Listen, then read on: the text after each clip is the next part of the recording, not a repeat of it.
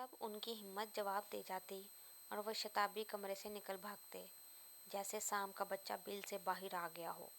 फिर बरामदे में उनकी आवाज़ सुनाई देने लगी, ओम नमो भूते दा सो देवा। अड़ोस पड़ोस की औरतों ने बाबूजी की खूबसूरती की दास्तानें दूर दूर तक पहुंचा दी थी।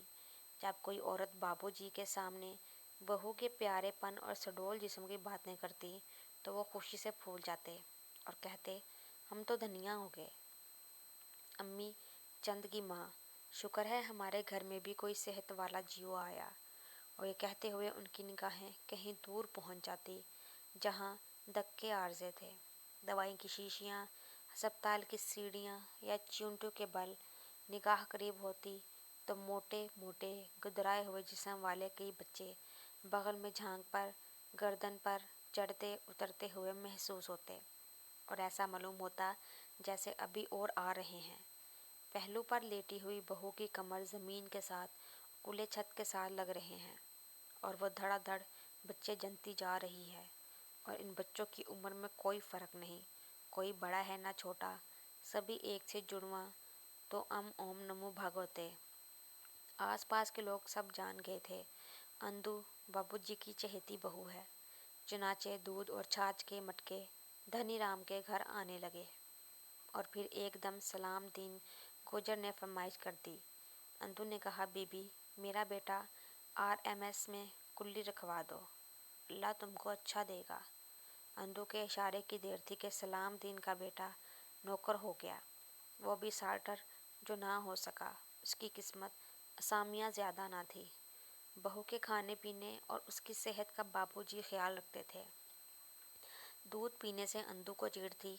वो रात के वक्त खुद दूध को बलाई में फेंटते, गिलास में डाल बहू को पिलाने के लिए उसकी कठिया के पास आ जाते। अंदू अपने आप को समेटते हुए उठती और कहती, नहीं बाबू जी, मुझसे नहीं पिया जाता, तेरा तो ससुर भी पिएगा। वह मजाक से कहते, तो फिर आप पी लीजिए ना। अंदू हंसती हुई जवाब देती और बाबूजी एक मसनूई गुस्से से बरस पड़ते, तू चाहती है बाद में तेरी भी वही हालत हो जो तेरी सास की हुई। अंदू लाड से रूठने लगी। आखिर क्यों ना रूठती? वो लोग नहीं रूठते जिन्हें मनाने वाला कोई ना हो, लेकिन यहाँ मनाने वाले सब थे, रूठने वाला सिर्फ एक।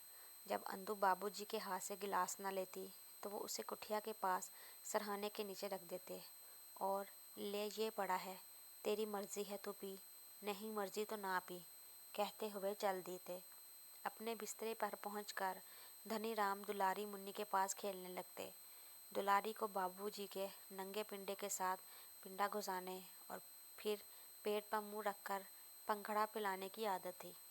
आज जब बाबूजी और मुन्नी ये खेल खेल रहे थे, हंसा रहे थे, तो मुन्नी ने भाभी की तरफ देखते हुए कहा, दूध तो ख़राब हो जाएगा बाबूजी, भाभी तो पीती ही नहीं। पिएगी, ज़रूर पिएगी बेटा, बाबूजी ने दो हाथ से पाशी को लिपटाते हुए कहा। औरतें घर की किसी चीज़ को ख़राब होते नहीं देख सकती। अभी ये फिक्रा बाबूजी के मुंह में ही होता कि एक तरफ से हश है कसम खा ली की आवाज़ आने लगती। पता चलता बहू बिल्ली को भगा रही है और फिर खटखट सी सुनाई देती और सब जान लेते बहू भाभी ने दूध पी लिया। कुछ देर के बाद कंदन बाबूजी के पास आता और कहता, बाबूजी भाभी रो रही है। हाँ बाबूजी कहते और फिर उठकर अंधेरे में दूर उसी तरफ देखने लगते जिधर बहू की चारपाई पड़ी होती। कुछ देर यूं ही बैठे रहने के बाद वो फिर लेट जाते और कुछ समझते हुए कंदन से कहते, जा तू सो जा, वो भी सो जाएगी अपने आप। और फिर लेटते हुए बाबू धनी राम आसमान पर खुले हुए परमात्मा के गुलजार को देखने लगते और अपने मन में भगवान से पूछते, चांदनी के इन खुलते बंद हुए हुए फूलों में मेरा फूल कहाँ है। और फिर पूरा आसमान उन्हें दर्द का एक दरिया दिखाई देने लगता और कानों में मुसलसल एक हाव की आवाज़ सुनाई देती, जिसे सुनते हुए वो कहते, जब से दुनिया बनी है इंसान कितना रोया है, और रोते रोते सो जाते। अंदू के जाने से 20-25 रोज़ ही में मदन ने वह वेला शुरू कर दिया।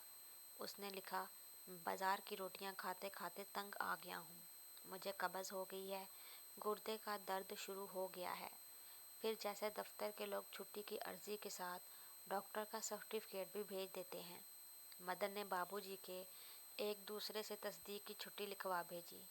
इस पर भी जब कुछ ना हुआ तो एक डबल तार जवाबी तार के पैसे मारे गए, लेकिन बला से अंधू और बच्चे लौट आए थे।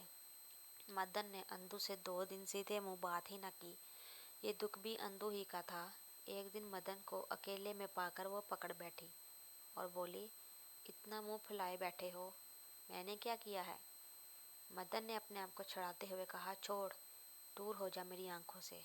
कम्मी, ये कहने के लिए इतनी दूर से बुलवाया है? हाँ,